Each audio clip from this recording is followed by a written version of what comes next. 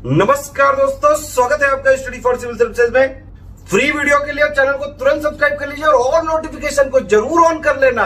हमारा फ्री वाला टेलीग्राम ये वाला ग्रुप जरूर से जरूर ज्वाइन कर लीजिएगा।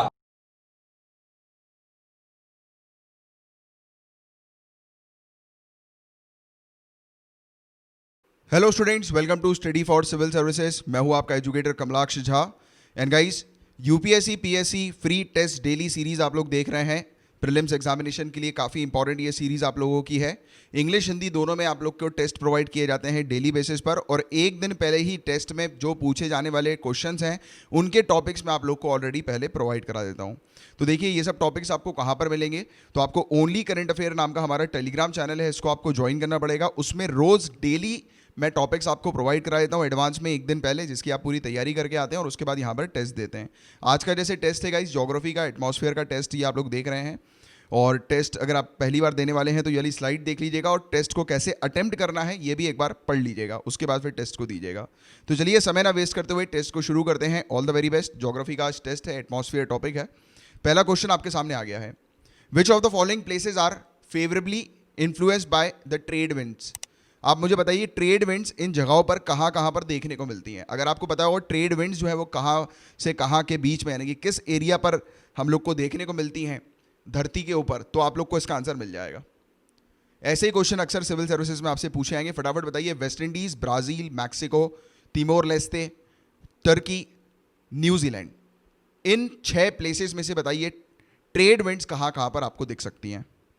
तो आपको वही चीज़ मार्क करना है। अब ये वाला जो टॉपिक है गाइस, ये आपसे डिमांड करता है कि आप जो है, जो चीज़ आपको शॉर्ट है कि यार ये पता है कि यहाँ पर ट्रेड विंड्स नहीं होगी, जैसे कि न्यूजीलैंड में आप जानते हैं ट्रेड विंड्स किसी हालत में नहीं देखने को मिल सकती, राइट। तो आप 6th को जो है वो हटा सकते हो। 6th को आपने हटा दिया तो आप देखिए पहला स्टेटमेंट तो आपका हट गया। आपकी लड़ाई 3 स्टेटमेंट के साथ है। उसमें भी आप टर्की को हटा सकते हो कि टर्की की लोकेशन आप देखोगे वहाँ पर मेडिटेरेनियन सी आपको नजर आती है, राइट। ट्रॉपिक ऑफ कैंसर के काफ़ी ऊपर है, तो वहाँ पर तो किसी भी हालत पे नहीं हो सकती है। तो आप 5th को भी जो है वो एलिमिनेट कर सकते हो। आपने देखिए 5th को एलिमिनेट किया तो आपके पास ये 2 ऑप्शंस बच गए, राइट। अब इन दोनों ऑप्शन में से आपकी एक लड़ाई है, 50-50% में आपको चूज करना है। तो ऑब्वियस ही बात है कि आपका आंसर, अगर आपने सही तरीके से देखा होगा ट्रेड विंड्स के बारे में, तो आपका आंसर मिल चुका होगा 1 2 3 4। 1 2 3 4 is the correct answer, right. ये अर्थ के इक्वेटोरियल जो रीजन होता है वहां पर ये ट्रेड विंड्स हम लोग को नजर आती है, राइट। तो ये ट्रेड विंड्स होती हैं जो अर्थ धरती के इक्वेटोरियल रीजन पर फ्लो करती हैं, right. The correct answer will be C. अब गाइस, नेक्स्ट क्वेश्चन में जैसा कि ये पूछा जा रहा है कि टेम्परेचर डिक्रीज होता है जैसे जैसे हाइट इंक्रीज होती है धरती के सरफेस से, तो उसका कारण क्या है। तो ये यहां पर पूछा गया है। तो पहले स्टेटमेंट में लिखा हुआ है कि atmosphere can be heated upward only from the earth surface. Earth के सरफेस से टेम्परेचर ऊपर की तरफ जब जाता है तब वो हीट होता है, राइट। तो ये क्या करेक्ट है। दूसरा, ज़्यादा मॉइस्चर अपर एटमॉस्फेयर पे होता है। तीसरा, अपर एटमॉस्फेयर पर हवा जो होती है वो कम डेंस हम लोग को देखने को मिलती है। तो बताइए इन तीनों में से कौन सा स्टेटमेंट करेक्ट होगा। करेक्ट आपसे पूछा गया है, फटाफट बताइए कौन सा स्टेटमेंट करेक्ट होगा।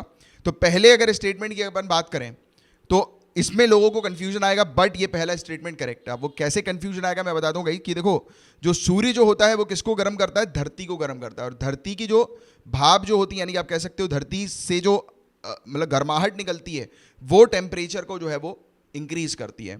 तो ये जो ऊपर की तरफ जो गर्माहट जाती है, तो ऊपर की तरफ धरती के सरफेस से टेम्परेचर जो है वो इंक्रीज होता है। तो ये एक टेम्परेचर इंक्रीज की वजह है। बट फिर एक एल्टीट्यूड पे आने के बाद टेम्परेचर डिक्रीज होता है, ठीक है। तो ये चीज़, तो पहला स्टेटमेंट बिल्कुल करेक्ट होगा, क्योंकि एटमॉस्फेयर जो होता है वो हीट होता है अपवर्ड की तरफ, धरती से ऊपर की तरफ एटमॉस्फेयर हीट होता है। इसका एग्जांपल में दिखा दूं, कभी कभी आपने सड़क में देखा होगा आपको भाप टाइप की नजर आती है, हालांकि वो मिराज होता है, बट वो मिराज भी इसी कारण से बनता है ना। ये इस प्रकार की भाप टाइप की आपको कुछ चीज़ दिखाई देती है। वो धरती से क्यों निकलती है, क्योंकि धरती गर्म होती है और उसके बाद फिर धरती एटमॉस्फेयर को गर्म होती है। Are you understanding the point.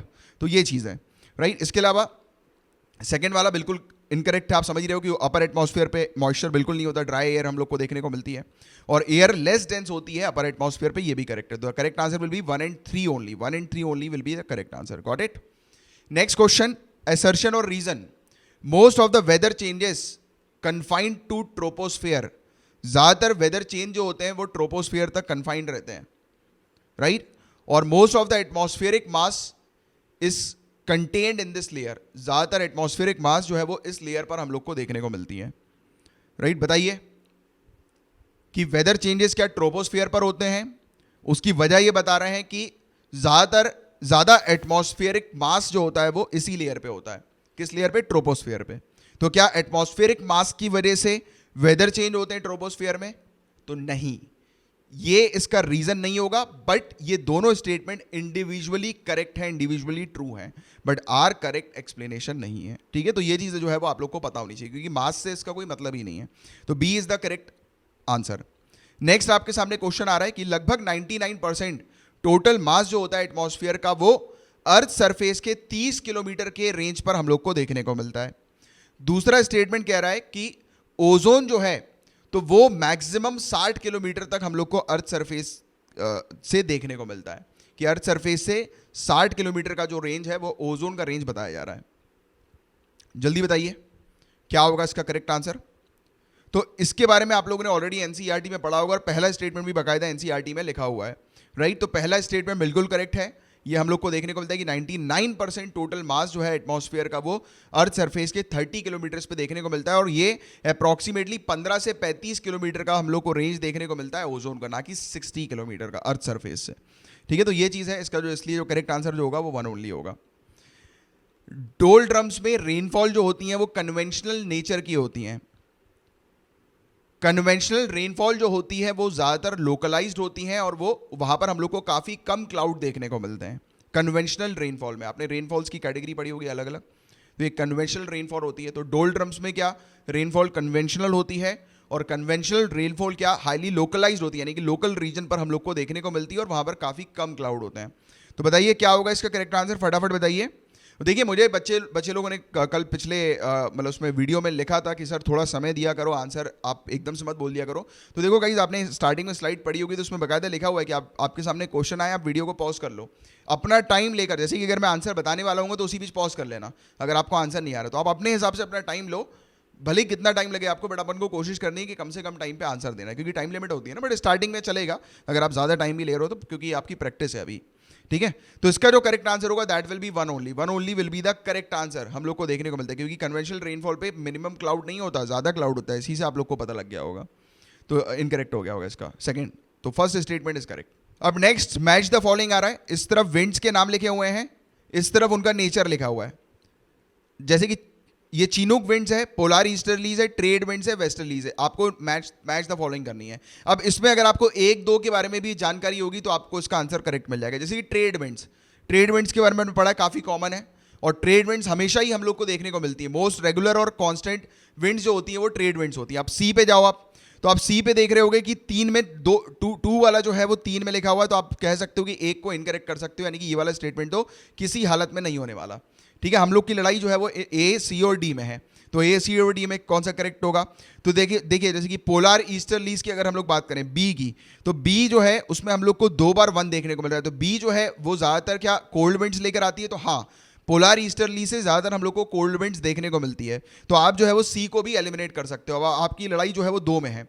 50% अगर आपको इन दोनों में से किसी एक को पता करना है तो 50% का भी अगर नहीं भी पता है आप लोग को तो एक ना एक तुक्का जरूर लगाना, अगर नहीं पता है तो। इस कंडीशन में जब आपके पास 2 ही ऑप्शन बचते हैं तब आप तुक्का लगा सकते हो, क्योंकि आपके चांसेस 50% है गलत होने के और सही होने के, राइट। तो इसमें आप तुक्का लगा सकते हो। तुक्का अगर आपको खेलना है तो यहां तक लाने के बाद आप खेल सकते हो तुक्का, राइट। और तभी खेल सकते हो जब आपको भाई श्योर शॉट है कि यार आपका जो है वो मतलब लग रहा है कि हाँ यार आप इसमें से एक ना एक, क्योंकि कहीं ना कभी हम लोग पढ़ते हैं तो हम लोग को आइडिया हो ही जाता है।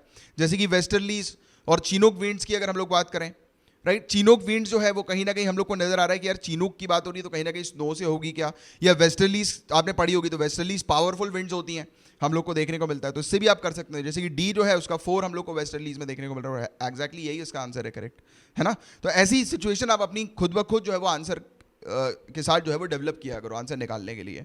अगर नहीं आता है तो शोर शॉट बिल्कुल सही है, राइट। अगर नहीं आता है तब वाली पॉसिबिलिटी है ये। तो इस प्रकार की भी प्रैक्टिस आपको करते रहना है।